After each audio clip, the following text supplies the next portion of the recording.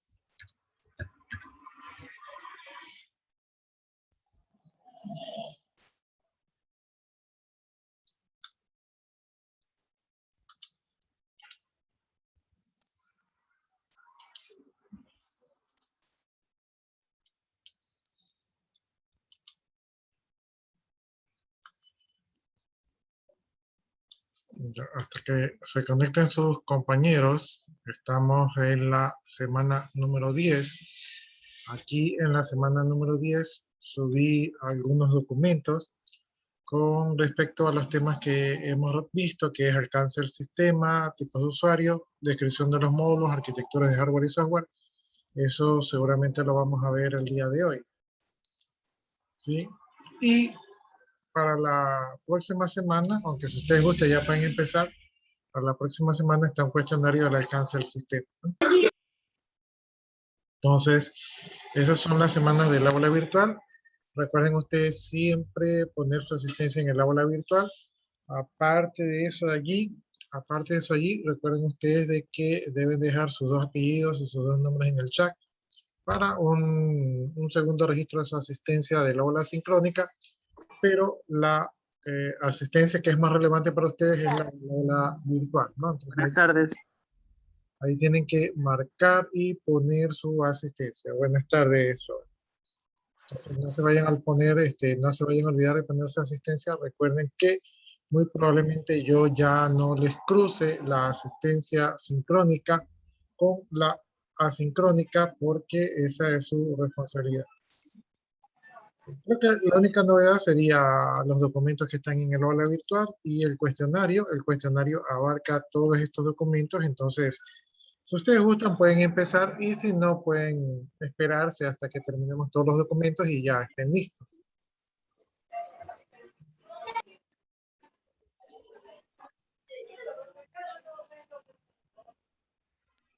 Buenas noches. Y buenas noches. Creo que es la única novedad que tengo con ustedes. Me parece que no tengo más novedades.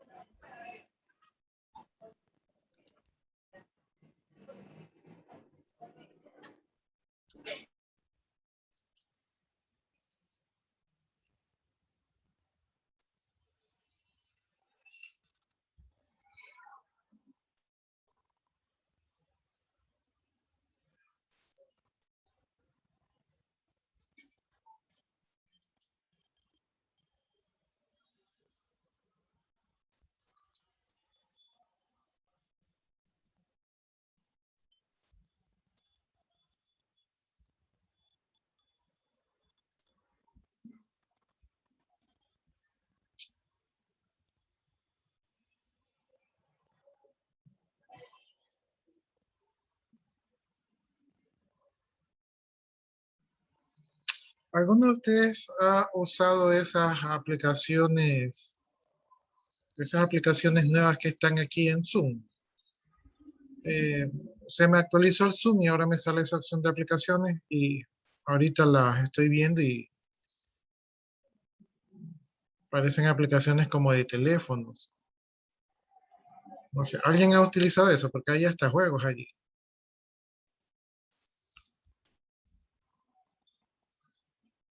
Han utilizado, ¿saben para qué sirve? No, la verdad que no. Porque, no sé, parece que le da más funcionalidad al Zoom. ¿En la página o en el Zoom? Ah, yo estoy desde la computadora. En la computadora se me actualizó el programa de Zoom y ahora me sale un icono que dice Apex, o sea, de aplicaciones. Y ahorita estoy moneándolo y me sale aplicaciones como calendario, hay algunas que parecen juegos, hay otra que dice asistente, hay este Bonjour, no sé qué será, parece que fuera de ventas, ¿verdad? Precisamente le sale eso porque usted es ¿cómo se llama?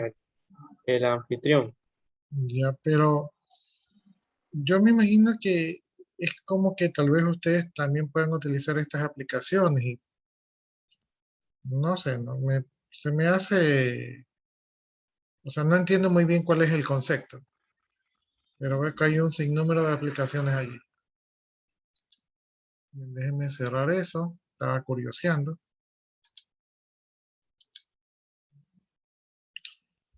Bueno, entonces ya estamos más o menos, ya les dije la única novedad que hay ahí en el aula virtual.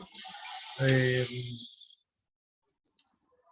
bueno, les recuerdo que probablemente el proyecto PIS reemplace la gestión práctica. La gestión práctica en mi caso consiste en la lección que vale 2 puntos y el punto de actuación en clase. Entonces eso seguramente será reemplazado por la nota del proyecto PIS.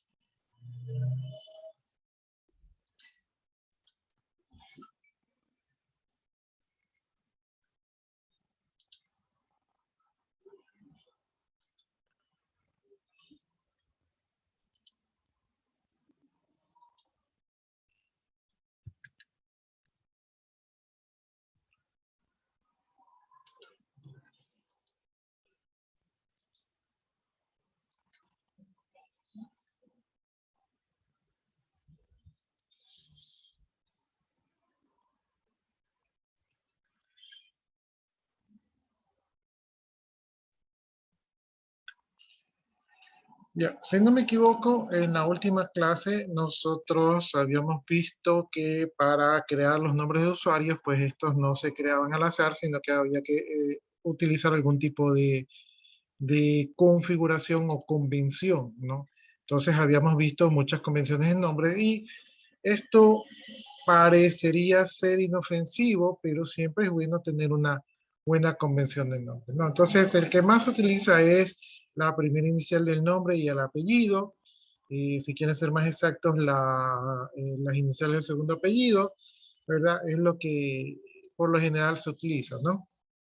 El nombre, el apellido o las iniciales del nombre y el apellido. Esas son las convenciones que más se utilizan y con el propósito de evitar las colecciones, pues las iniciales del segundo apellido se van incrementando hasta evitar las colisiones y si hay nombres, o sea, si hay nombres idénticos, pues ya tocaría tomar alguna otra medida como algún rasgo diferenciador, ¿no? Entonces, eso lo vimos la semana pasada, ¿no? Habíamos hablado de que el cambio de nombres parece inofensivo, pero causa muchos inconvenientes, ¿no?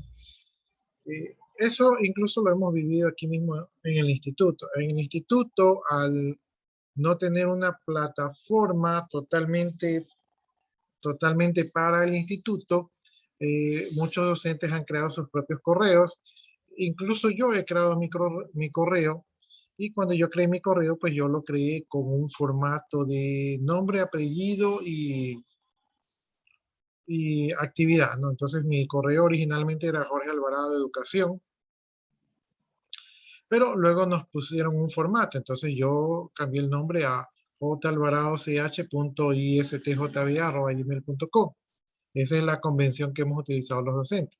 Sin embargo, algunos docentes no han seguido exactamente al pie de la letra y algunos le han puesto guión, otros han puesto el apellido completo, otros han cambiado el ISTJBA. etcétera, etcétera. Entonces, eso conlleva a que cuando se quiera comunicar con estos docentes, en muchos casos ha existido ocasiones en que no se han podido comunicar con estos docentes, ¿verdad? Porque los correos no sirven, no siguen la normativa y entonces no les ha llegado, ¿no? Entonces, el tema de normalizar los nombres y claves es un tema importante, más que nada los nombres. Bien, ahora vamos a hablar con respecto al tema de las contraseñas, que como yo les decía, nosotros estamos aquí en un sistema informático y no nos pagan tanto para desarrollar el sistema o para administrar el sistema, sino que nosotros somos una especie de celadores de la información y de alguna manera debemos de implementar las políticas de seguridad que nos garantice que la información va a estar segura, ¿no? Entonces, cuando hacemos o creamos o diseñamos, en este momento estamos diseñando las políticas de seguridad, debemos de considerar que debemos utilizar claves que realmente sean efectivas, ¿verdad? En cuanto al tema de que no sean vulneradas, ¿no? En cuanto al tema de seguridad. Y los aspectos que debemos de considerar es la confidencialidad de la contraseña. Por ejemplo, anteriormente, si yo le creaba una contraseña a un usuario, yo le decía, tu contraseña es casa 123. Entonces yo le decía, tu contraseña es casa 123. Y todos mis compañeros escuchaban que la contraseña era casa 123. Los compañeros del usuario también escuchaban, ¿verdad? O incluso los teléfonos pueden estar siendo grabados y se puede escuchar, ¿no? Entonces, y ese no sería un buen método, ¿verdad?, de crear contraseñas. Por otro lado, si nadie la escucha y solamente yo le digo la contraseña, igual yo estoy en conocimiento de la contraseña. Nada me exime a mí de que si se comete alguna infracción, ¿verdad? Con esa contraseña, el usuario bien puede decir, pero yo no era el único que sabía la contraseña. El de sistemas también sabía la contraseña y él la pudo utilizar. Por lo tanto, eso es un arma de doble filo, saber la contraseña del usuario, así que no es conveniente saber la contraseña del usuario, ¿no? Por lo tanto, el nivel de confidencialidad tiene que ser alto, ¿no? Antes, cuando usted iba en el banco, el de la ventanilla le daba la clave, ahora ya no. Ahora cuando usted va al banco, le hacen que llame a un teléfono y el teléfono valida primero su identidad y luego le da la clave, pero se lo da a una computadora. No se lo da a nadie más que la computadora sabe su clave.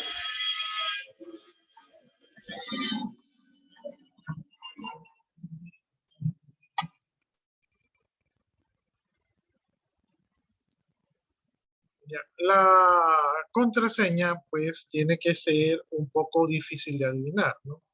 Entonces, si yo pongo una contraseña como caso 123, realmente es una contraseña fácil de adivinar. Y la idea es que no sea fácil de adivinar. Tercer punto dice resistencia de la contraseña ante un ataque de fuerza bruta. Yo ya les expliqué la semana pasada que un ataque de fuerza bruta es cuando un programa comienza a probar todas las contraseñas habidas y por haber para tratar de entrar al sistema, ¿no? Entonces hay contraseñas que suelen ser comunes, como por ejemplo poner perrito, gatito o nombre de mascota, ¿verdad? Como Rocky o Rintintín, no sé. Entonces todo eso existe ya una base de datos de todas esas contraseñas comunes que suelen utilizar los usuarios y por lo tanto, pues tarde o temprano van a entrar al sistema y eso es un ataque por la fuerza bruta. O sea que van a estar allí intentando hasta que logren abrir, ¿no? Por lo tanto, las contraseñas deben de ser robustas. ¿Qué significa una contraseña robusta? Significa que tiene que ser difícil de descubrir para cualquier persona o incluso un programa, ¿verdad? Porque lo que la contraseña garantiza es que su identidad no sea usurpada, como hoy en día ocurre. No sé si han visto que hay bastantes fraudes de phishing, o sea, que es usurpación de la identidad. Entonces es lo que se trata de evitar con contraseñas robustas. ¿Y qué es una contraseña débil? Una contraseña débil es una contraseña fácil de adivinar, ¿verdad? Como por ejemplo, caso 123.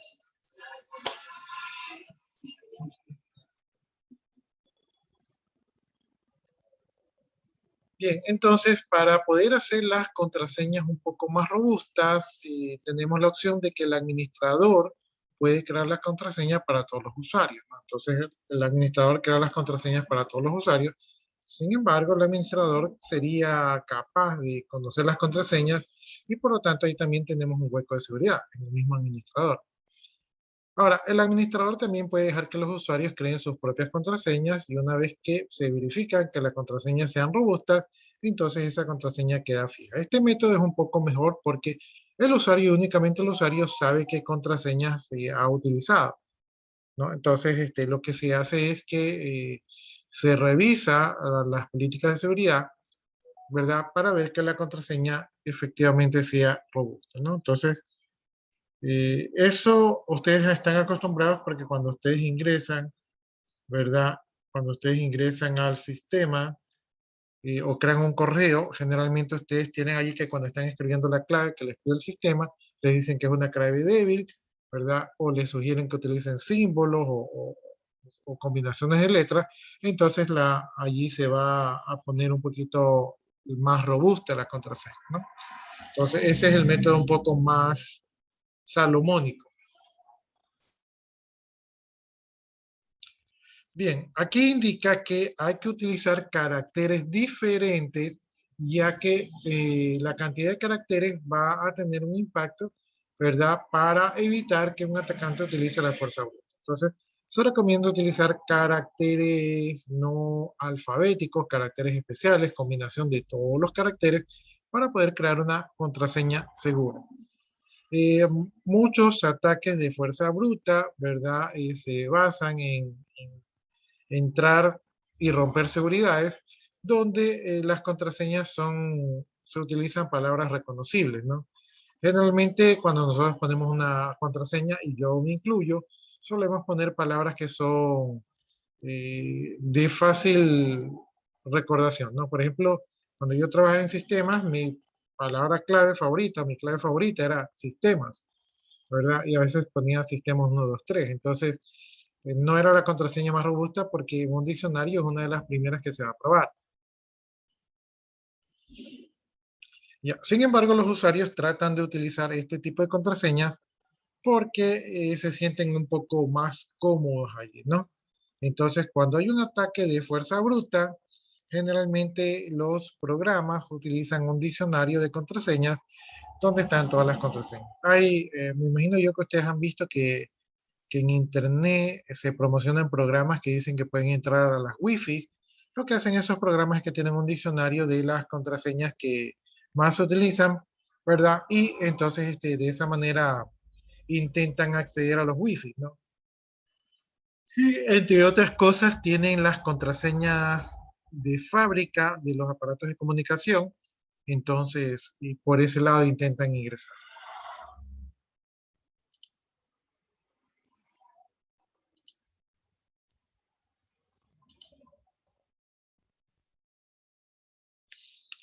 Ya, entonces palabras comunes no es recomendable utilizar las contraseñas.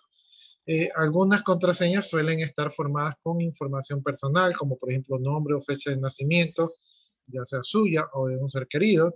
Por ejemplo, un hacker lo primero que va a probar es, cuando si quiere entrar a la fuerza a su contraseña, va a ser utilizando los nombres de sus hijos, fechas de nacimiento de sus hijos o de su esposa, ¿verdad? O incluso el nombre de sus mascotas, ¿no? O también a veces puede ser fácil conseguir su número de identificación personal.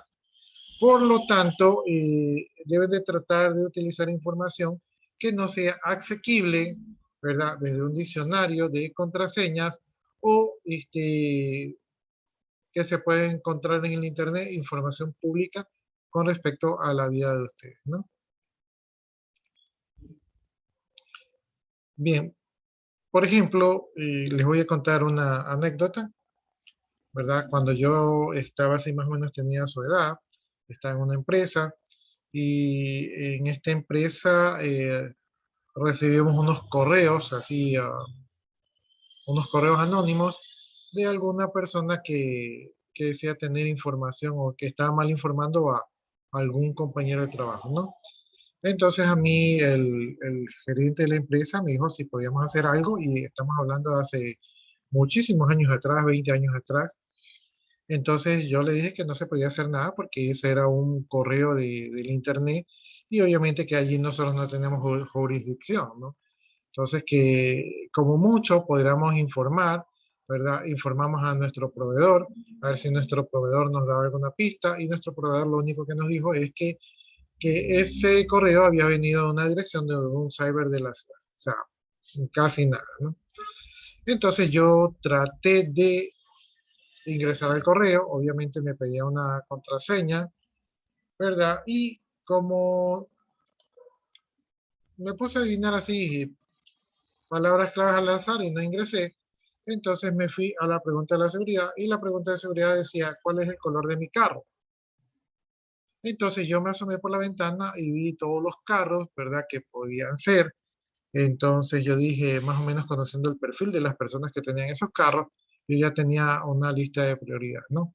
Entonces primero busqué con los que sospechaba, intenté, no funcionó, y luego intenté con uno más, ¿verdad? Y al segundo intento, pues logré ingresar al correo, ¿verdad? Y eso, digamos que fue un ataque de fuerza bruta, por decirlo así, donde yo adiviné la contraseña simplemente con la información de los carros, porque eh, solamente habían como 10 carros, entonces solamente tenía que intentarlo 10 veces, ¿verdad? Pero obviamente habían perfiles y perfiles, entonces probé con los perfiles que eran más sospechosos y finalmente logré ingresar a ese correo, ¿verdad?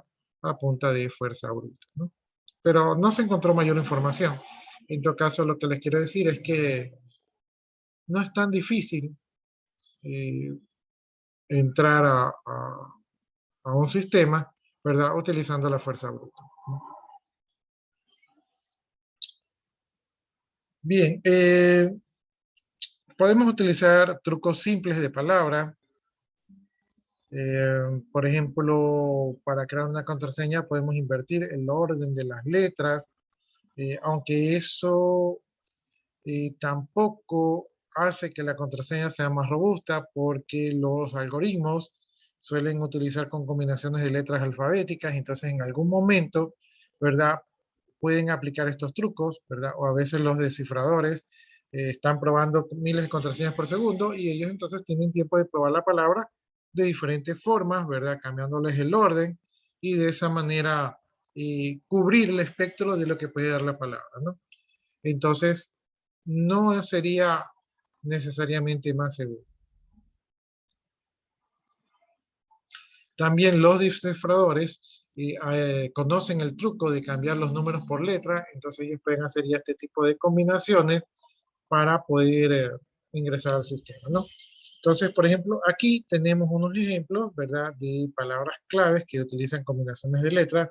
Aquí dice Droxap de BA1, ¿verdad? Entonces, aquí el 1 está reemplazando la I, ¿verdad? Por acá tenemos R3, ALLI, POOR, entonces aquí el 3 reemplaza la E, ¿verdad? Y aquí el 0 reemplaza la O. Entonces, así hay una convención de que se pueden cambiar los números por letras, si bien es cierto que es más seguro, ¿verdad? Pero los programas, como les digo, prueban miles de palabras por minutos, ¿verdad? E incluso cambian el orden de las palabras y puede ser que no sea tan segura como nosotros creemos.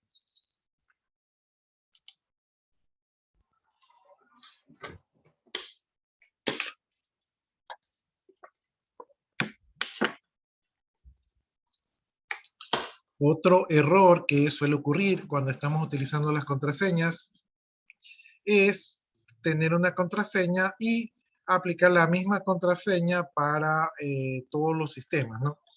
Entonces, yo hace años hacía eso, ¿verdad? Hoy me ha tocado cambiarlas por temas de seguridad, pero yo utilizaba la misma contraseña para todo. ¿Por qué? Porque así solo me aprendía una contraseña y me servía para todo.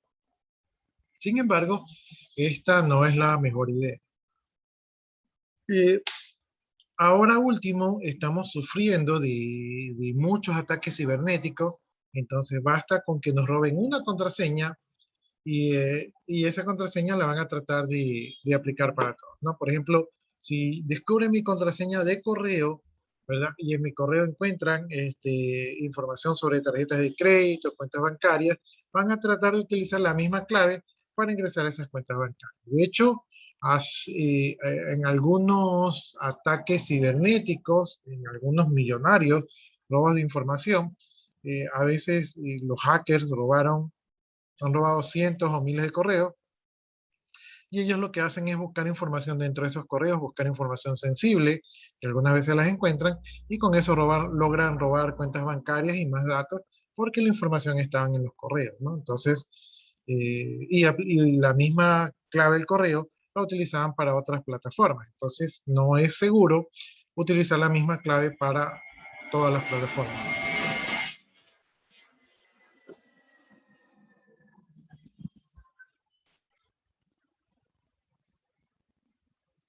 Otro error que suele ocurrir, y esto ocurre mucho en las empresas, y yo me he dado cuenta, ¿verdad? Es cuando ustedes tienen una contraseña fuerte, robusta, pero como ustedes dicen, uy, no me acuerdo la contraseña, o el usuario suele decir, uy, no me encuentro la contraseña, la escriben en un papelito de esos amarillos que tienen pegamento y lo pegan ahí al lado de la pantalla, o la típica son los usuarios que tienen escrito la clave en un papelito que está debajo del teclado. Entonces, yo siempre veía que los usuarios cometían ese error de escribir las claves y a veces yo ya las claves. Yo no las usaba porque ya pues no tenía la necesidad, pero sí me daba cuenta que era una debilidad. Me imagino que hoy en día los usuarios de hoy en día son un poco más despiertos, lo que ustedes van a encontrar, pero los de mi época eran así un poco, justificaban pues el uso de su contraseña porque no se la acordaban porque era robusta. ¿No? Entonces, no importa que su contraseña sea muy fuerte, pero si usted la va a tener allí a la vista de todo el mundo, cualquiera se la podría robar.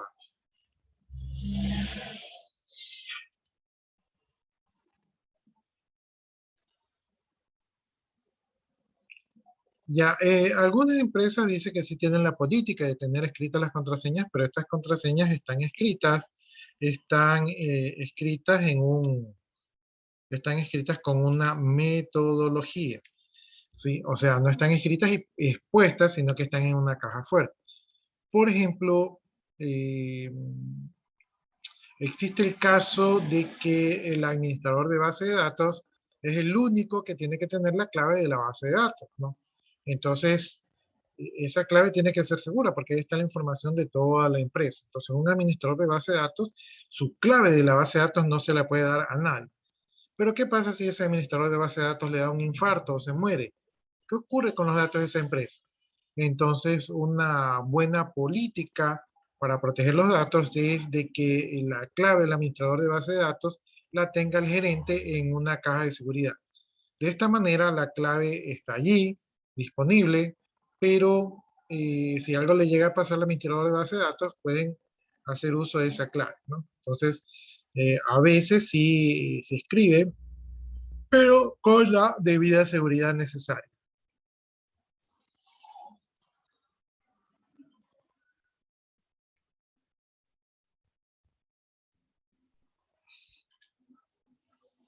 Ya, otra política que se debe de tener con las claves de los usuarios es poner periodos de vigencia, ¿no?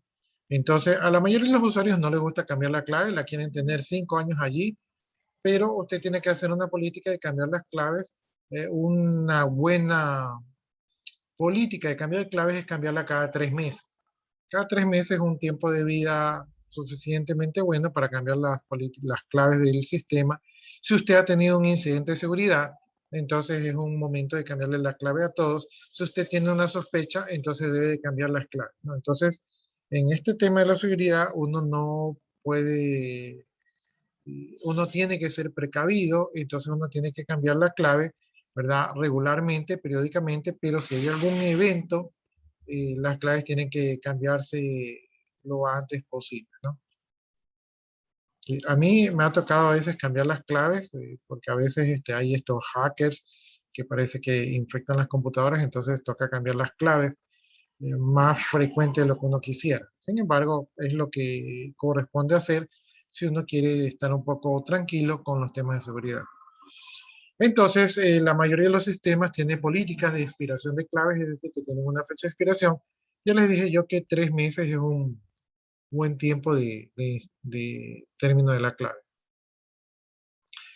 Bien, cuando ustedes hagan su diseño de su sistema de información, ¿verdad? Y aunque no les han pedido, ustedes deben implementar ese sistema con un control de acceso, ¿verdad? Un control de acceso es una bitácora que va a guardar datos del usuario, como por ejemplo su nombre, contraseña, ¿verdad? Y cuando ingresó al sistema, ¿no? Entonces eso es determinante para temas de seguridad. Por ejemplo, les comento que en una institución educativa en la que yo estuve elaborando, eh, nosotros, bueno, sí, bueno, yo creo que descubrí, sí. O sea, yo no tomé las cartas en el asunto, pero yo descubrí, tenía un profesor, tenía una duda con respecto a unas calificaciones. Resulta que el profesor eh, está dando clases, digamos que está dando clases de análisis de sistemas, ¿verdad? Y dijo un alumno, entonces él dijo, este alumno no completó la nota, pues se quedó. Cuando estaba dando, por ejemplo, diseño de base de datos, entonces él vio al alumno y él quedó con que, uy, qué raro, yo pensé que este alumno se quedó conmigo, ¿no? Así decía el profesor. Entonces él se quedó con la duda. Entonces él va con el director de la carrera y le dice, oye, ¿sabes qué, fulanito? Me parece que se quedó conmigo, pero ahora lo vi en mi curso. Entonces el director, una persona suspicaz, ¿verdad? Pide el reporte de notas del alumno. Entonces yo reviso el reporte de notas del alumno y veo que las notas están correctas, o sea que el alumno sí aprobó. Entonces yo le digo, el alumno sí aprobó. Sin embargo, una vez que a mí me mandan la tarea, y más que nada si me dan el contexto, yo me puse a revisar, ¿verdad? Cuándo le habían cambiado las notas al alumno, y resulta que al alumno le habían cambiado las notas en un periodo posterior, ¿verdad? Al registro de notas, o sea, digamos que el registro de notas cerró un lunes y él le cambiaron las notas un viernes. Sí, pero lo más extraño del asunto es que le habían cambiado la nota a las 3 de la mañana. Entonces yo digo, el docente, que trabajador el docente, yo decía, yo pensaba que yo era el único más trabajador, que yo me salía a quedar hasta la 1, 2 de la mañana, pero este docente se puso a trabajar hasta las 3, 4 de la mañana, entonces yo dije, uy, hay alguien más trabajador que yo, ¿verdad? De todas maneras, le compartí la información al director de la carrera, entonces el director de la carrera lo llamó al docente y le dijo, ¿tú cambiaste notas un viernes en la noche? Entonces él dijo, no, pues yo máximo trabajo hasta las 8 de la noche y de ahí ya me voy a dormir, ¿no? Peor un día viernes. Entonces, seguí revisando el sistema, el log de registro de cambios de nota, ¿verdad? Y allí en el registro decía que no solamente a ese alumno se le habían cambiado la nota, sino que a 5 alumnos más se le habían cambiado la nota, ¿no? Entonces, 5 alumnos se les cambió la nota un viernes entre las 3 y las 4 de la mañana. Finalmente se descubrió, ya haciendo las interrogaciones, que para eso el director de la carrera era muy hábil, ¿verdad? Se descubrió que un alumno, ¿verdad? Había estado atrás del profesor cuando el profesor ingresó la clave para ingresar al sistema. Entonces el alumno vio cuál era la clave y luego él ingresó al sistema y vio que tuvo acceso al sistema de calificaciones del docente.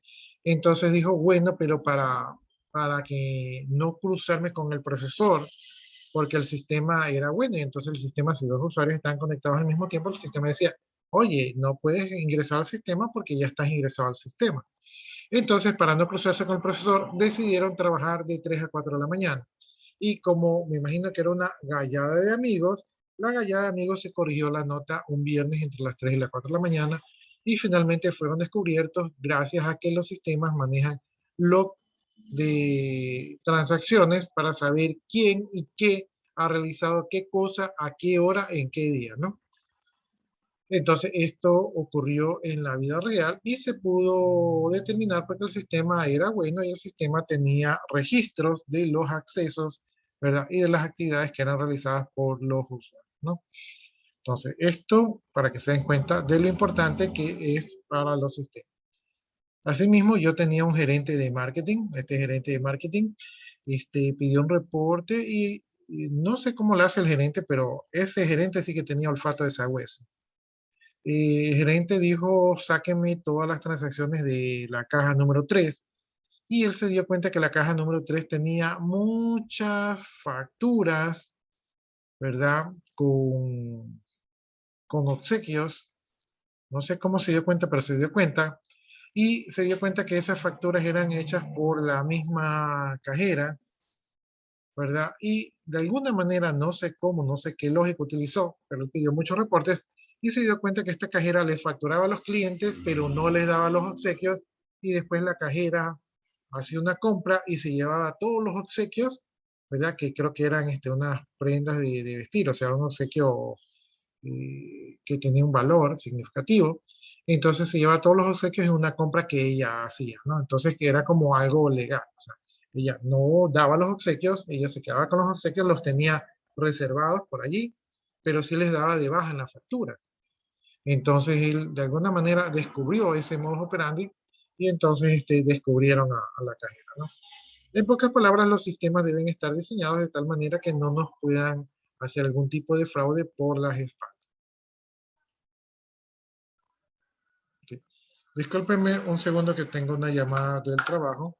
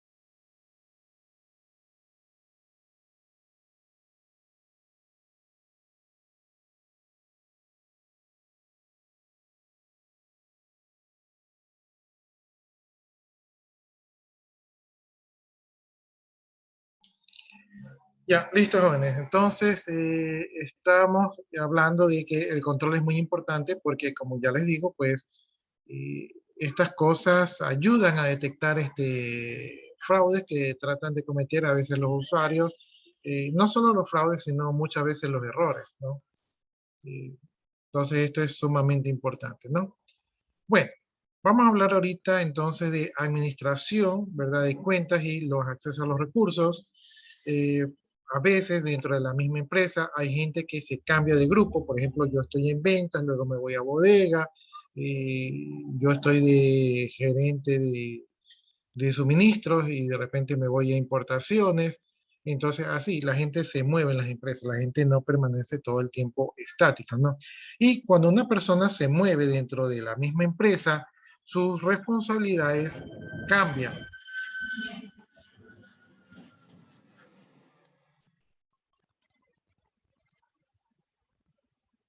sus responsabilidades cambian y por lo tanto sus herramientas, que en este caso es el sistema de información, también cambian. Entonces las opciones del sistema también cambian y tienen nuevos accesos, ¿verdad? Pero también tienen que ser retirados los antiguos accesos porque eh, suele ocurrir, ¿verdad? Suele ocurrir que si usted deja los antiguos accesos habilitados, alguien puede utilizar su clave y luego le echan el muerto a usted. Entonces, este tema de la seguridad es un tema bastante importante que se debe cumplir.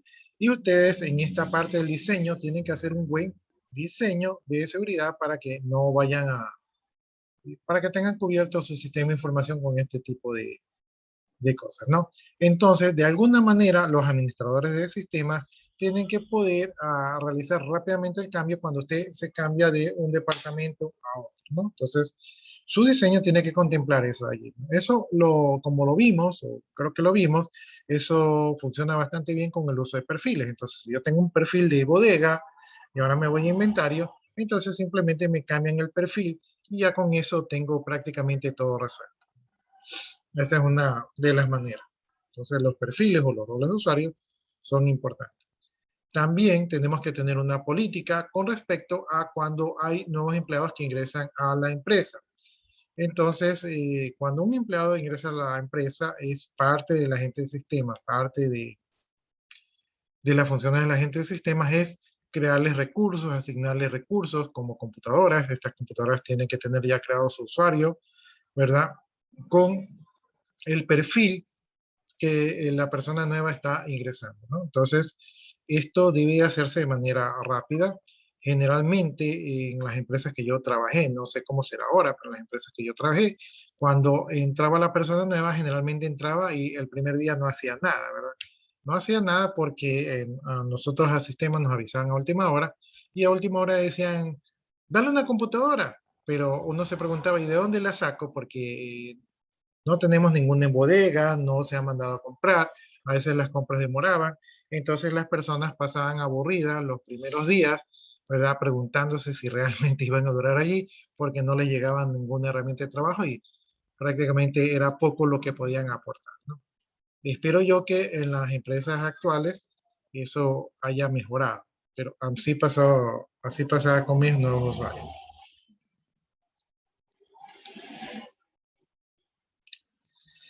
Bien, y finalmente, no menos importante, es qué pasa cuando un usuario sale, ¿verdad? Cuando un usuario sale, sus claves y acceso a los recursos tienen que ser finalizados, porque a veces los usuarios que salen se dan en buenos términos o en malos términos, y muchos usuarios muchas veces van dejando destrozos, ¿verdad? Cuando se va, ¿no? Entonces, esto es importante que se regule cuando un usuario va a salir. De hecho, al usuario cuando va a salir debería ya decírsele al final del día, ¿verdad? Y inhabilitar su clave al final del día para que no tenga oportunidad de hacer nada más, ¿no?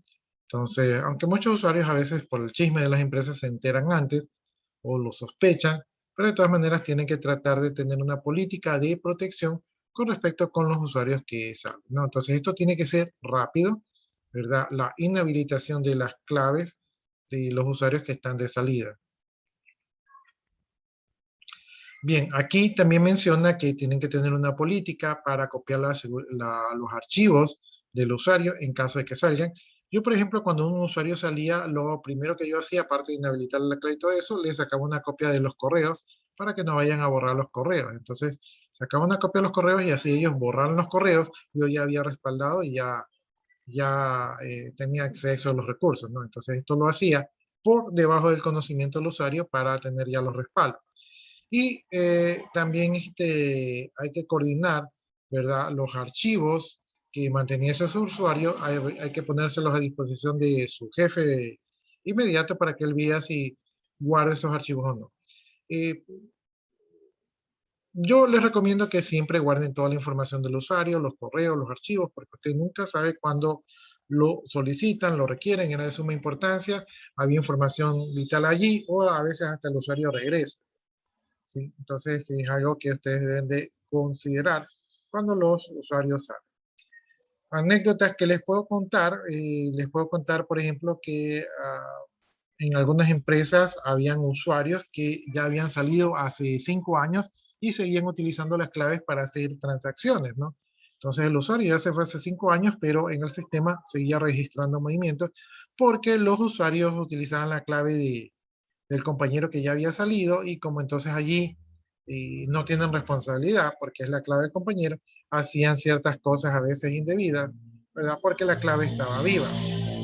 Otra cosa que solían hacer, otra cosa que solían hacer es, por ejemplo, yo tuve un compañero nuevo en la empresa, el compañero duró mes y medio, entonces era un compañero un poco extraño. Eh, el compañero un buen día se enojó, ¿verdad? Porque le hicieron una broma y no le gustó. Entonces el compañero se enojó y nunca más fue a trabajar. Entonces él se fue de la empresa, pero se fue sin avisar. Jamás se vayan sin avisar porque les pueden poner un visto bueno y ustedes quedan marchados su hoja de trabajo. Entonces jamás se pueden ir sin avisar. ¿No? Mejor háganse despedir, que es un poco más honroso que irse sin avisar. El compañero se fue y cuando se requirió información del compañero, de lo que estaba haciendo, ¿no? Para ver a dónde dejó lo que estaba avanzando, nos encontramos que el compañero había borrado todo lo que había trabajado en el mes y medio. Es decir, borró todo. Cuando ustedes trabajan para una empresa, lo que ustedes hacen en la empresa no les pertenece. Lo único que les pertenece es el conocimiento y la destreza, y a veces ni el conocimiento ni la destreza, porque hay empresas que les ponen normas, contratos, donde les hacen renunciar a esos derechos. Entonces, este compañero borró la información y eso es ilegal, ¿verdad? Es un delito. Sin embargo, como el compañero no era tan hábil en el desarrollo, eh, el departamento acordó de que su información no era tan vital, o sea, no se podían recuperar, entonces como que no valía la pena, ¿no? Entonces el compañero se fue, se salvó de dos vistos buenos. El uno por no presentarse a trabajar, lo que se llama abandono de trabajo, y el otro por borrar la información, lo cual es un delito, ¿verdad? Borrar la información de la empresa. Es como que yo me meto a su casa y le borro la información de su computadora. Usted no se va a enojar, ¿verdad? Entonces el compañero estaba equivocado y estaba también, pienso yo que está muy inmaduro para hacer ese tipo de actitud, ¿no? Pero eso ocurre en la vida real, no es la única manera que ocurre. Han habido personas que borran la información. Me ha tocado muchas veces recuperar información de usuarios que borraron maliciosamente y también por equivocación, ¿verdad? Y usuarios que cuando se van borran todo y luego los gerentes están queriendo recuperar la información. Entonces, estos son temas delicados que ustedes tienen que considerar en su diseño de su sistema y también considerar, porque recuerden que en la parte de análisis y diseño también se acompaña una documentación y entre otras cosas ustedes tienen que entregar los manuales del usuario, ¿verdad? Y si pueden, ¿verdad? Agreguen el manual de funciones de los usuarios para que todo usuario sepa qué tiene que hacer.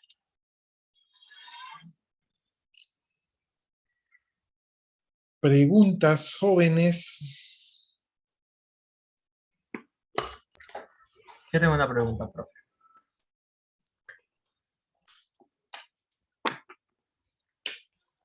Lo escucho. ¿Cuántas personas tienen acceso al sistema que yo desarrollo? Aparte de mí. Porque eso creo que se trabaja en equipo, ¿cierto? Ya, recuerde usted que no es su sistema, nosotros los programadores vemos al sistema como nuestro sistema, nuestro hijo, nuestro producto, nuestra creación, pero realmente es el producto de la empresa para la cual usted está desarrollando. Depende del proyecto. En un proyecto grande pueden trabajar 100 personas, 200 personas, y en un proyecto pequeño pueden trabajar 8 personas, ¿verdad? Incluso hasta menos. Todo depende de los recursos del proyecto y también la destreza de cada uno, ¿no? Entonces, yo me imagino que ustedes hoy en día han de trabajar grupos de 4 a 8 personas, ¿sí? Para desarrollar un módulo mediano y desarrollarlo de manera rápida, ¿no? Entonces, y obviamente, como usted lo mencionó, tienen que trabajar en equipo. Y eso Ya, también tienen que determinarlo al momento que están haciendo el análisis del sistema tienen que determinar cuánta gente necesitan para terminar el sistema en el tiempo propuesto. Ya, pero ahí viene la duda. Me recuerdo, le comparto esta que me dijeron cuando yo estaba en el colegio. Ujú. Me mencionaron que nosotros somos los encargados de desarrollar, bueno, en ese caso, en ese momento éramos los encargados de desarrollar una aplicación. Y esa aplicación nosotros manteníamos acceso directo a lo que son codificaciones, líneas de códigos, todo lo que referente para desarrollar un sistema, comandos, etcétera. Y me recuerdo que nos hacían mención que nosotros solo vendíamos la parte ejecutable. O sea, ya directo lo que son ingresos de nombres. En caso de C++, me acuerdo que trabajábamos nombres, todo lo respectivo que solicitaba la aplicación.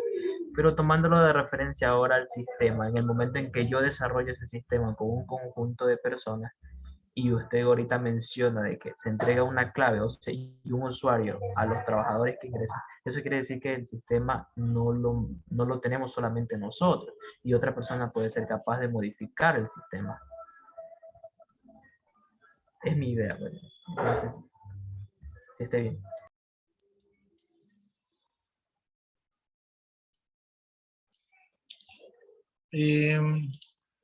Hay un proyecto, ¿verdad? Hay un proyecto de desarrollar un sistema de información. Lo que no es otra cosa que un programa. Entonces, este es el proyecto, ¿verdad? Por acá, déjenme ver cómo pongo esto. Por acá hay una persona que tiene el interés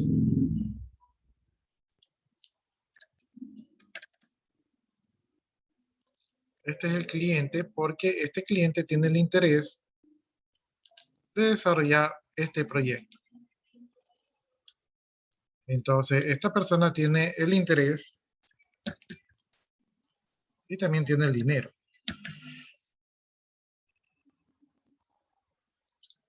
¿Verdad? Entonces, habla con, vamos a ponerle aquí, no sé si ponerle en analista de sistema, lo voy a poner líder de proyecto. El líder de proyecto, ¿verdad? Este líder de proyecto, que pueden ser ustedes a futuro, ¿verdad? Que puede ser un analista. Este aquí es el que va a hacer el análisis y diseño. Ahí sin la ñ y sin las tildes porque mi computadora no las tiene, ¿no? Entonces, este hace el análisis de diseño, ¿verdad? A su vez, este líder del proyecto que va a recibir la plata y que va a desarrollar el sistema, él tiene que generar lo que son las políticas. Él tiene que crear las políticas. En este caso de uso del sistema. Eso conlleva a las políticas de usuario.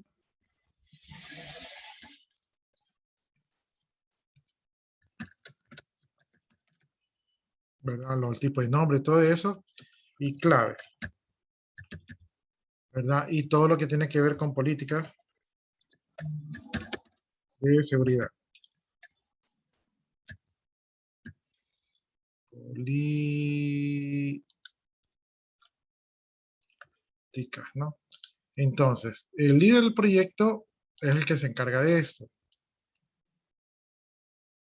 ¿Ya? Entonces, él define todo eso, ¿no? Mientras hace su análisis, su diseño y levanta la información, él decide todo esto, ¿no? Ahora, este líder del proyecto va a hablar con los usuarios.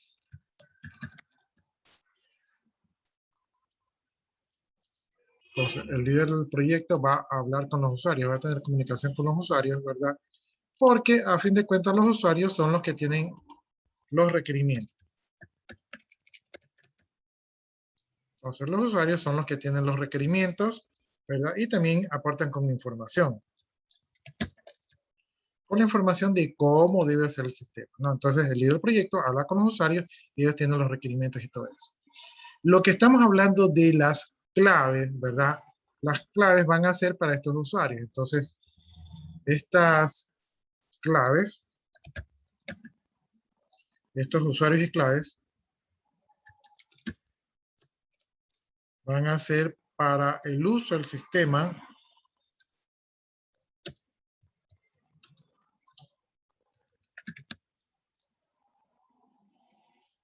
estas claves para el uso del sistema son para estos usuarios.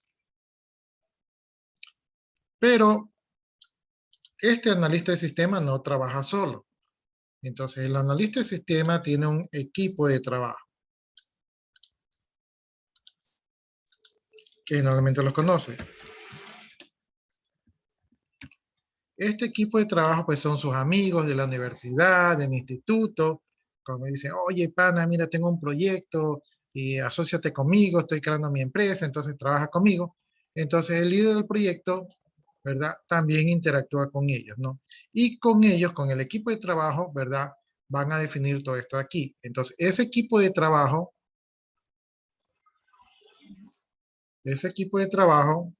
¿verdad? Es el que va a ayudar en el análisis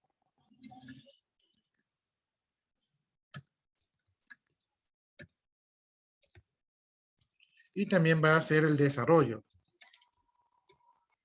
del sistema, ¿no? Entonces, este equipo de trabajo va a hacer el análisis, diseño y desarrollo del sistema, ¿no? También va a hacer sus pruebas, ya pongámosle aquí, también hacen las pruebas. Ya, entonces, el equipo de trabajo es el que va a hacer todo eso. Usted en el colegio cuando desarrolló, usted estaba acá, en el grupo del equipo de trabajo. En el grupo del equipo de trabajo no necesariamente, ¿verdad? Necesitan claves. Entonces, las claves y usuarios que estábamos hablando se refiere al equipo de trabajo. Esto es lo que usted realizó. Por lo tanto, usted no necesariamente requería claves, ¿verdad? Porque usted no eran considerados los usuarios. ¿Ya? Ahora, puede ser que ustedes aquí utilicen, déjenme ver aquí, ustedes trabajen en ambiente colaborativo.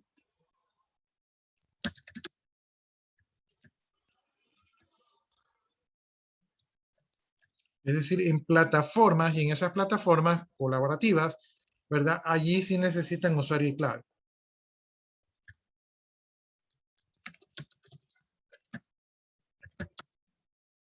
Para desarrollo.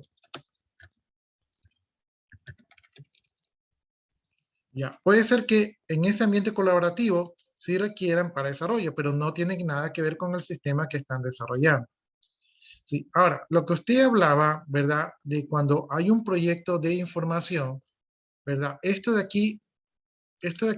proyecto, con el líder del proyecto ocurre una negociación. Y en esta negociación se define si se van a entregar los fuentes y ejecutables. Déjenme ver si se escribió. Lo que no se escribió, se define sistema con fuentes. No se escribió. Con fuentes o ejecutable.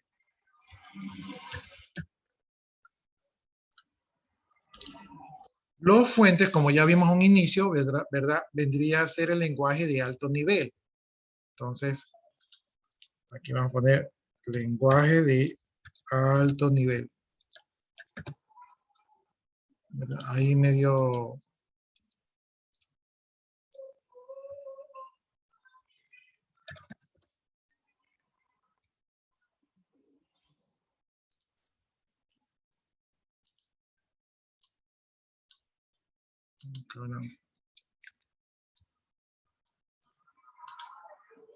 Ya, entonces las fuentes corresponden al lenguaje de alto nivel, ¿no? Y el ejecutable corresponde al lenguaje de bajo nivel.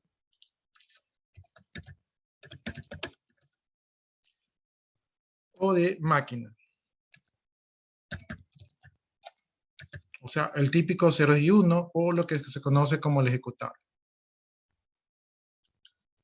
¿Verdad? Entonces, esto es el lenguaje de máquina, ¿no? Entonces, esto se negocia. Usted le dice al cliente, ya, yo te voy a hacer este proyecto, pero yo solamente te voy a entregar el ejecutable. No te voy a dar las fuentes. Entonces, allí las fuentes queda con el líder del proyecto y el equipo de trabajo. Pero si usted a lo que negocia, ¿verdad? El cliente dice, no, sabes que yo quiero las fuentes porque yo estoy pagando por todo. Entonces, si en los negocios se incluyeron las fuentes, entonces ya los fuentes, las líneas de código que usted mencionó, pertenecen al cliente. Entonces, todo depende cómo se negoció, ¿no? ¿Y qué pasa si el cliente al final me dice, oye, yo quiero las fuentes, y usted le dice, no, eso no estuvo en el negocio? ¿Dónde podemos ver eso de allí? ¿Verdad? ¿Dónde podemos ver, dónde podemos ver eso de allí? Para eso tenemos el documento, ¿verdad? De los requerimientos del sistema, donde ahí en los requerimientos del sistema puede ir incluido que el cliente dice que quiere las fuentes.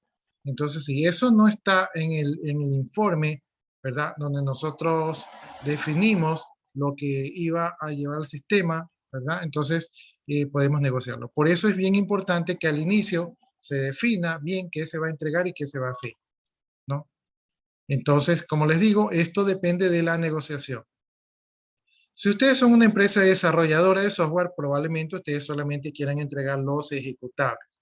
Si ustedes están trabajando en una empresa muy grande, la empresa muy grande probablemente quiera los fuentes, ¿verdad? Aunque tenga que pagar un poquito más. Programa con fuentes generalmente se paga un poco más, porque quedan con todo el trabajo realizado. No sé si ahí le quedó clara la película. Sí, profe, más que claro. Gracias. Ya, ya. Entonces, esto es lo que ocurriría en la vida real, ¿no? No sé si alguno de ustedes tenga alguna otra pregunta, inquietud. Ah, por cierto, aunque no se aplica, póngase ahí participación en clase, ¿verdad? Por si acaso se necesite, pero creo que esa nota va a ser reemplazada por el proyecto PIS, pero no está de más. ¿Alguna otra pregunta, jóvenes? ¿Dudas con todo esto que hemos revisado? Bueno, entonces, revisamos todo lo que tenía que ver con las claves. Ahí aproveché yo para contarles mis historias de la vida real, ¿verdad? De las cosas que ocurren en la vida real, ¿no? Yo espero que hoy en día no ocurran tanto, ¿no? Hoy día deben ocurrir otras situaciones en las cuales ustedes van a adquirir ese tipo de experiencia. Miren lo que son los temas de seguridad. Yo no estoy muy actualizado con las noticias del mundo. O sea, realmente ya no veo mucho la televisión. Pero por ahí hay unos videos que están circulando donde dicen que allá en Perú, ¿verdad? Donde están en conflicto, Estados Unidos ha salido y que ha dejado la base de datos de los colaboradores, ¿sí? O sea, eso es prácticamente una traición, una sentencia de muerte que han dejado allí, ¿sí? Imagínense ustedes que han dejado la base de datos del sistema biométrico de todos los colaboradores con Estados Unidos, que son enemigos ahorita de ese gobierno talibán que se ha puesto allí. Eh, Pienso yo, o sea, ahí debieron hacer como en las películas, o sea, dejar una granada para que reviente todas esas computadoras y esa base de datos, porque ¿cómo va a ser posible que dejen eso, no? A no ser que los crean tan ignorantes de que no manejen computadoras, pero sí, realmente eso no se hace. Eso es una política de seguridad, qué decirlo. O sea, si a mí me preguntan, yo pienso que lo hicieron a propósito. Sí, pienso que hicieron a propósito para que parezca que fue un descuido, o no sé si las cosas se dieron allá muy rápido. Realmente queda para mucho análisis, pero si realmente a ellos les interesaba la seguridad, ellos tenían que haberse llevado, ¿verdad? O eliminado todo ese tipo de información que dejaron allí. Entonces, así de importante es la información, ¿sí? Y en este caso la información es de vida o muerte. Entonces esas personas que están en esa base de datos prácticamente les destruyeron la vida. O sea, la vida allí en ese país ya no pueden estar allí porque están marcados. Así es, Roberto. Bueno, ¿alguna otra inquietud, preguntas, dudas, inquietudes?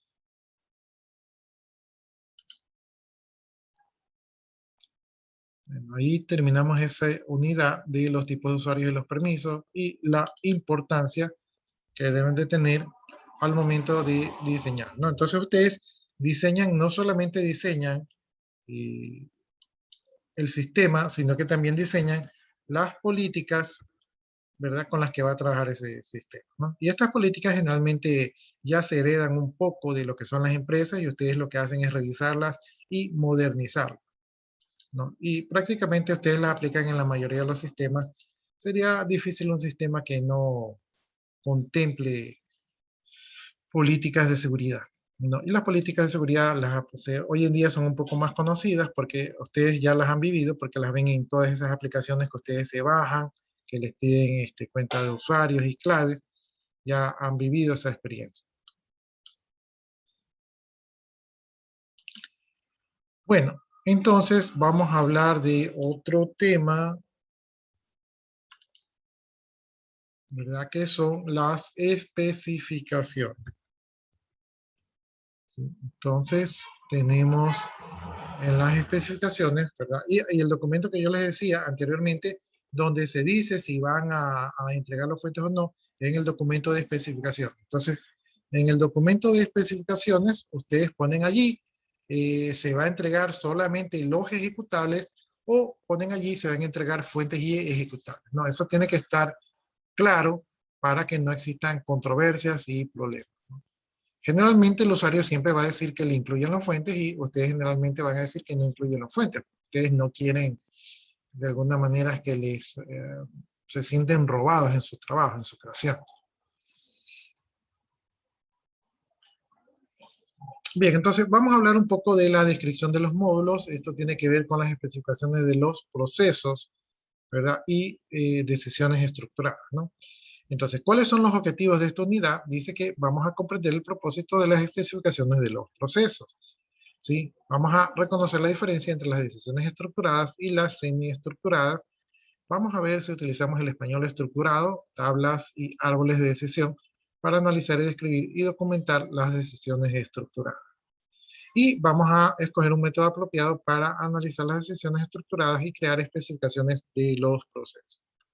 Entonces ya por aquí intuyo yo que se avecina algún trabajo en grupo. Bien, especificaciones de los procesos. Aquí nosotros en las especificaciones de los procesos ya vimos que revisamos un poco lo que eran las entradas de los datos, la salida de los datos, ¿verdad? Pero vamos a enfocarnos un poco más en los procesos. Y necesitamos determinar cuáles son los requerimientos humanos de información. Eso ya lo hicimos un poco en el levantamiento de la información. Pero aquí vamos a analizar un poco dentro de lo que son los procesos, ¿verdad? Y lo que tratamos de hacer es aplicar una estrategia para analizar las decisiones, ¿no? Entonces, lo primero que tenemos que hacer aquí es tener claro cuáles son los objetivos del usuario, ¿verdad? Y cuáles son los objetivos de la organización. Entonces, tenemos en claro qué quiere el usuario y tenemos en claro qué quiere la organización. Y una vez que tenemos esos dos brújulas para no perdernos en el camino, entonces ahora vamos a analizar los procesos en función de poder lograr esos objetivos de usuarios y de la organización. ¿Cuáles serían los primeros? Yo diría que los primeros son los de la organización y los segundos son los de los usuarios. Entonces, ustedes como líderes del proyecto, que están involucrados en este proyecto como analistas de sistemas, tienen que tener un conocimiento, ¿verdad?, de cómo funciona esta organización. Es decir, a estas alturas del partido ya ustedes deberían ser un poco expertos, haber conocido cómo funciona la organización y deben de tener un conocimiento práctico en cuanto a la recopilación de datos. O sea, qué técnicas de recopilación de datos van a aplicar, ¿no? De hecho, ya las han aplicado. porque ya estamos en la fase ya de analizar los procesos. Bien, entonces este tema de especificar los procesos forman parte de las especificaciones totales del proyecto, ¿verdad? Y para poder analizar los procesos, se pueden crear métodos de clases, ¿verdad? Aplicando un diseño orientado a objetos, ¿no? Entonces, esto va a ocurrir si ustedes van a hacer un proyecto de desarrollo de objetos, van a poder aplicar esto de aquí. Ya, ¿cuáles son los objetivos para producir especificaciones de los procesos? Estos objetivos son reducir la ambigüedad del proceso. Esto quiere decir que ustedes tienen que comprender, ¿verdad?, sobre todos los detalles de cómo funciona el proceso. Entonces ustedes tienen que convertirse en expertos.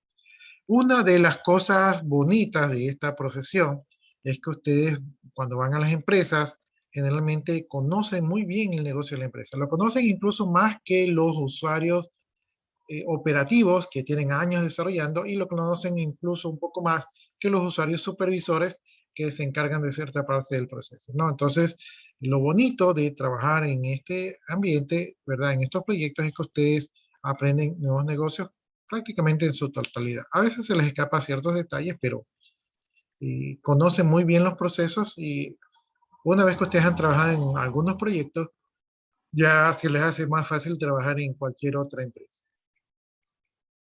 Bien, cuando ustedes conocen al detalle cómo funciona el proyecto, ¿verdad? Esto les va a ayudar a ustedes a detectar cuáles son las áreas en las cuales el proceso no está muy claro, ¿no? Entonces allí ustedes, mediante el levantamiento de información o mediante las entrevistas, ustedes determinaron que hay cierta parte del proceso que no quedó muy claro o que no está muy definido. Entonces allí es donde ustedes tienen que poner foco de atención, ¿verdad? Y tomar sus apuntes para poder especificar de manera correcta cómo debe funcionar ese proceso, especialmente en esas partes que no están muy claras. Recuerden ustedes que ustedes van a hacer un nuevo sistema, y este nuevo sistema tiene que estar muy claro cómo son los procesos para que los puedan desarrollar correctamente.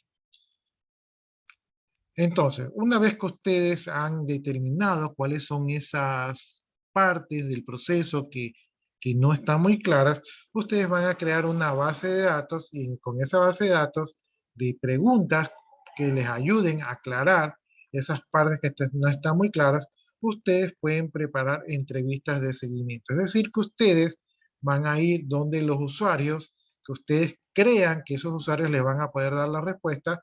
Entonces, esta es una entrevista focalizada de seguimiento, es decir, ya no es a todos, ¿verdad? Y con un objetivo general, sino que aquí tienen un objetivo específico de determinar claramente cómo funciona ese proceso.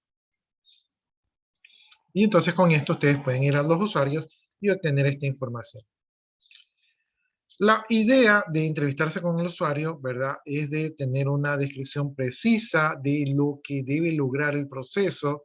Y generalmente aquí se incluye una cosa que se denomina el paquete de especificaciones para el programador, ¿no?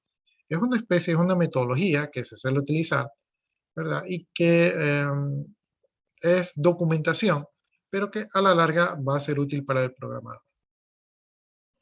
Y tercer objetivo es validar el diseño que están haciendo del proceso. Entonces, con las especificaciones del proceso, ustedes van a validar de que el proceso que están desarrollando tenga el flujo de datos necesario, ¿verdad? Es decir, le llegue la información necesaria para poder producir la salida requerida, ¿no? Anteriormente ya habíamos visto un poco cuáles eran los datos de entrada y cuáles eran los datos de salida, pero ahora que estamos revisando el proceso, vamos a verificar que los datos de entrada sirvan para calcular los datos de salida, ¿no? Y ahí nos podemos dar cuenta de si es que falta algo o hay algún tipo de ambigüedad allí, ¿no? Esto de aquí lo podemos representar mediante un diagrama de flujo de datos. Entonces aquí, para las especificaciones de proceso, un diagrama de flujo de datos nos puede ser útil para determinar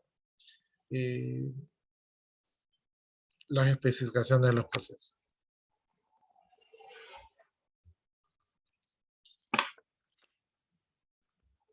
En el proceso de especificar los procesos, nosotros podemos utilizar un documento con un formato de especificaciones de los procesos y generalmente este formato está acompañado con el diagrama de flujo de datos. Recuerden ustedes que el diagrama de flujo de datos nos ayudaba a determinar la, la parte de los procesos, ¿no? También es posible que queramos anexar lo que es el diccionario de datos. Recuerden que el diccionario de datos nos ayudaba a no equivocarnos en la utilización de los términos que utilizamos, ¿no? Entonces las palabras que utilizamos allí no nos vamos a confundir con otra área porque el diccionario de datos nos va a ayudar a evitar esos errores. ¿Qué es lo que lleva el formato de especificaciones de proceso? En primer lugar, tiene un número de proceso que debe de coincidir con el número del diagrama de flujo de datos, ¿no? Entonces se pone para el proceso y el diagrama de flujo de datos, se utiliza la misma numeración para que sean, se correspondan, ¿verdad? Además, podemos poner el nombre del proceso, ¿verdad? Generalmente el mismo nombre del proceso es el mismo que va en la descripción del símbolo del proceso del diagrama de flujo de datos. Es decir, tienen el mismo código y tienen el mismo nombre para que se corresponda. También debe existir una descripción breve de lo que logra el proceso. Entonces ahí se describe lo que hace el proceso. Entonces eso también es importante para tener un conocimiento general. También va una lista de flujo de datos de entrada, ¿verdad? Que van a utilizar los nombres que se encuentran en el diagrama de flujo de datos. Es decir, la lista de flujo de datos de entrada que tiene las especificaciones del proceso deben de coincidir los nombres con los nombres que se utilizan en el diagrama de flujo de datos, ¿verdad? Y esto también debe de coincidir con los nombres de los datos utilizados en las formas o en la lógica, y todo esto debe coincidir con el diccionario de datos. Es decir, se utilizan los mismos nombres en todos estos documentos para garantizar que no ocurran errores de interpretación. Al final, ¿verdad? Estas especificaciones, o sea, esta manera de trabajar, van a garantizar la consistencia y la buena comunicación entre las diferentes personas que van a participar en el desarrollo de este proceso. También se incluyen los flujos de datos de salida que utilizan asimismo los mismos nombres que los flujos de datos y que el diccionario de datos. Entonces, todos los nombres deben de ser correspondientes.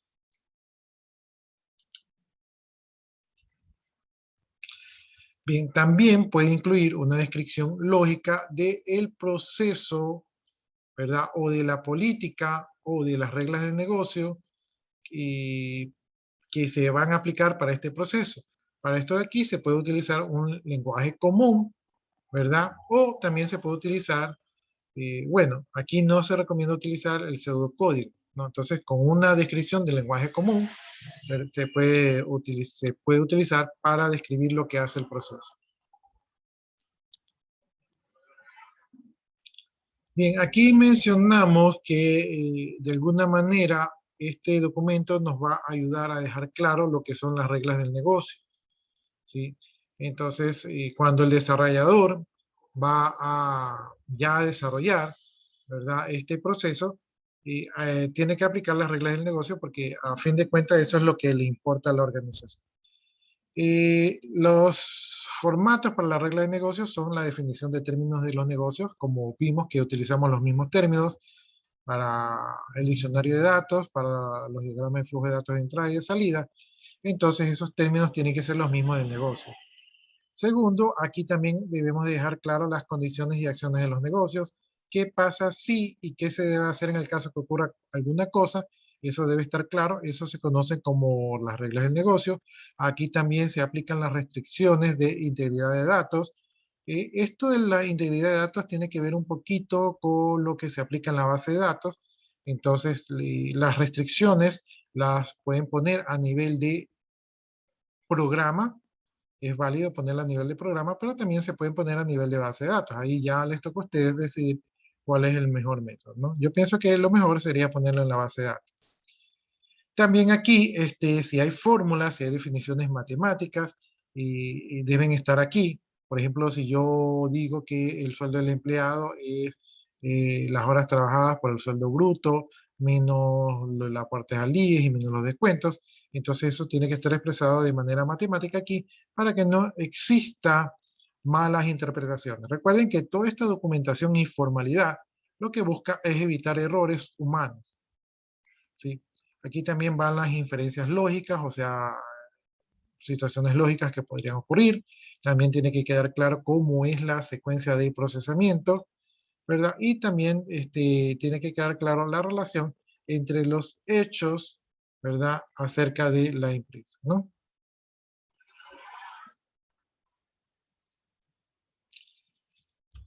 Bien, aquí nos dice que si no hay espacio en el formulario para una descripción completa en español estructurado, podemos utilizar otras herramientas como son la tabla o árbol de decisión. Entonces, esa es una manera de abreviar la parte lógica. Se debe incluir también aquí el nombre de la tabla o árbol de decisión correspondiente que me imagino yo que ha de corresponder con el mismo nombre que tiene el documento de especificaciones del proceso. Y también aquí tiene que colocarse una lista de todos los problemas que están sin resolver, porque recuerden ustedes que estamos recién en la fase de análisis, entonces no todo nos puede quedar claro.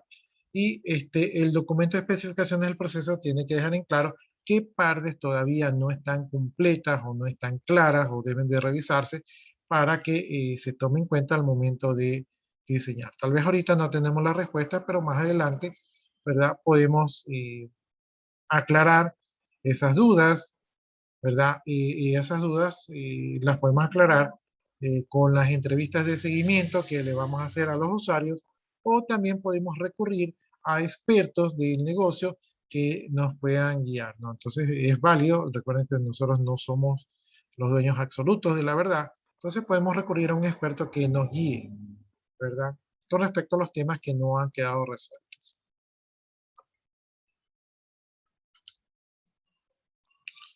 Bien, aquí tenemos un documento, ahí ustedes están viendo en la pantalla un documento de especificaciones del proceso, ahí vemos que tiene su número de proceso, vemos que tiene el nombre y la descripción de lo que hace el proceso, ¿verdad? También tenemos el flujo de datos de entrada, o sea, ahí se denomina, obviamente estos nombres que están aquí corresponden a los que se encuentran en el diccionario de datos, ¿verdad? También tenemos el flujo de datos de salida.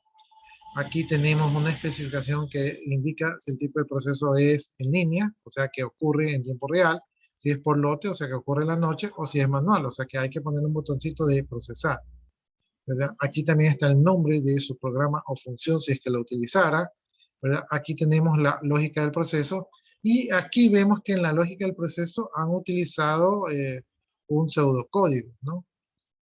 Incluso el pseudocódigo está en inglés. O sea, que hay un pseudocódigo que indica cómo funciona el proceso. Por acá abajo tenemos referir a, ¿verdad? Entonces, aquí nos indica que podemos referir a un español estructurado, a una tabla de decisión, a un árbol de decisión, sí que existiese. Obviamente, el nombre debe ser igual al nombre que está acá para que tengan una relación. Más abajo tenemos un área, ¿verdad? Que dice cuestiones sin resolver. Entonces aquí vamos a encontrar las cosas que no han quedado claras con respecto a este proceso. Y obviamente tendrá que resolverse antes de comenzar el desarrollo. Porque podría comenzar el desarrollo sin tener claro eso, podría provocar errores que o el típico error es el cambio de la estructura, ¿no? Cuando usted ya ha hecho una plataforma y ya tiene una estructura lista y resulta que la estructura la estructura hay que cambiarla, eso es porque de repente no quedó todo claro desde el inicio. Recuerden ustedes que tenemos que la fase de análisis y diseño lo que trata es que tengamos muy clara cómo va a ser la estructura para que soporte todo el peso de las cosas que le vamos a poner allí.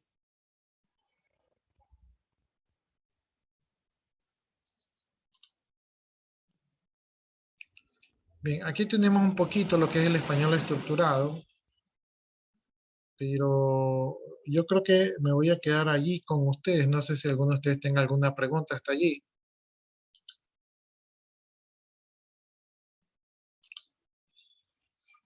¿Tienen preguntas? Ingeniero, prácticamente el formato de especificación es como un contrato, ¿verdad? Eh, no es un contrato. Miren, el formulario de especificación del proceso está dirigido al programador. Entonces, ahí yo le estoy dando al programador, le estoy diciendo lo que necesita para diseñar su proceso. ¿Sí? Incluso le estoy dando un poquito la lógica. Entonces, el programador no me va a decir el día de mañana, es que yo no sabía. O si el programador, yo digo aquí que necesito, por ejemplo, 3 datos de entrada y el programador solo me pone 2, el programador no me puede decir es que me olvidé o yo no sabía, porque aquí en el documento le estoy indicando cómo, o sea, le estoy dando toda la información para que él pueda desarrollar el proceso. La idea es que el programador con esta documentación desarrolle el proceso de manera ágil, rápida y sin dudas y sin equivocaciones, porque es en la parte de desarrollo cuando el programador no entiende, ¿verdad? O aplica su propio criterio, es allí cuando ocurren errores. Entonces, esto no, la parte del contrato son las especificaciones. Si el documento de especificaciones, esa es lo que se utiliza más en la parte del contrato. Pero esto de aquí ya es un documento interno entre el líder del proyecto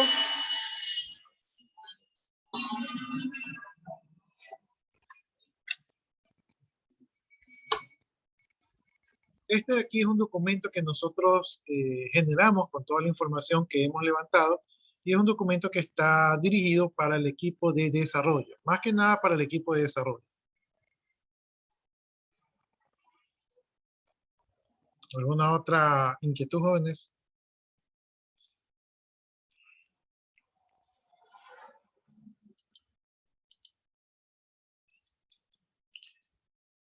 Bueno, si no hay preguntas, nos vamos a quedar hasta allí. Yo voy a copiar en este momento su asistencia.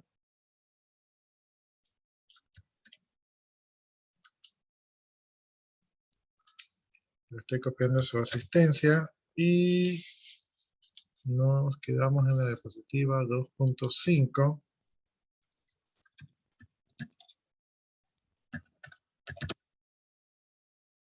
Profe, yo tengo una pregunta. Le escucho. ¿En qué formato lógico sería el mejor para trabajar en la realización de un programa? No sé. El lenguaje de programación. Ya, eso lo tienen que definir ustedes a sí mismos en la fase de análisis y diseño. ¿Sí? Recuerden ustedes que me parece que en la clase anterior hablamos de los requerimientos no funcionales.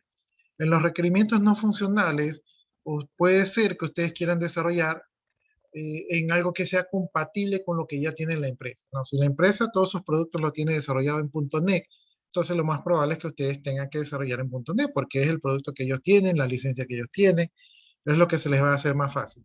Si la empresa tiene desarrollada en PHP, entonces lo más lógico sería que ustedes van a desarrollar en PHP. Pero digamos que la empresa tiene PHP, pero la empresa dice, no, ahora queremos Python. Entonces la empresa les está poniendo un requerimiento a ustedes para que lo hagan en Python. ¿Sí? Entonces habría que respetar eso.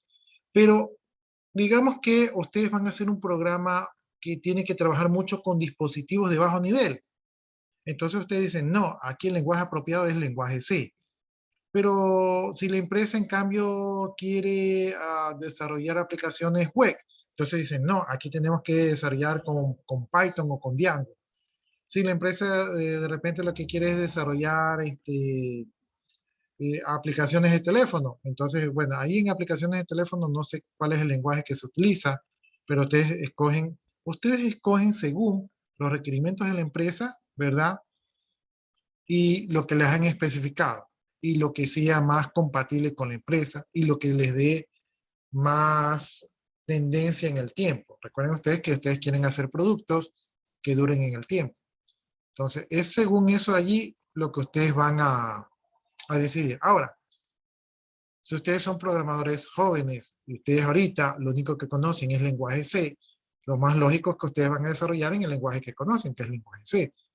¿Sí? Pero creo yo que ustedes deben desarrollar el lenguaje C en la medida de que la aplicación sea una solución. Si ustedes van a una empresa en este momento y la empresa es una empresa comercial y ustedes le ofrecen un sistema en lenguaje C, y solo se lo están ofreciendo porque ese es su limitante, ustedes están dando un producto de mala calidad. ¿Sí? El lenguaje de programación tiene que ir en función del contexto y necesidades de las empresas y no debido a las limitaciones que ustedes tengan. Entonces ustedes tienen que desarrollar según lo que sea más beneficioso para la empresa. En algunos casos les va a tocar aprender nuevos lenguajes de programación según los requerimientos del mercado. ¿Sí? Pero por lo general, ustedes a la larga, digo yo, van a terminar aprendiendo el lenguaje C, probablemente no lo van a utilizar para desarrollar, pero van a terminar aprendiendo, por ejemplo, Python, por ejemplo, Java. Entonces con Python ya pueden hacer soluciones vía web y con Java de repente pueden hacer aplicaciones de escritorio y van a tener que aprender a desarrollar algo para aplicaciones móviles. Entonces, y si ustedes se van por una línea estándar que requiere el mercado, probablemente puedan desarrollar aplicaciones que cumplan la calidad que se requiere, ¿verdad? Y en la cual ustedes sean diestros, ¿no? Entonces ahorita, por lo menos el año pasado que yo lo hice, Python era el lenguaje de programación que estaba siendo más aprendido. Entonces pensaría yo que deberían aprender ustedes Python para cubrir, ¿verdad?, la demanda general de las empresas. No sé si le aclaré sus dudas.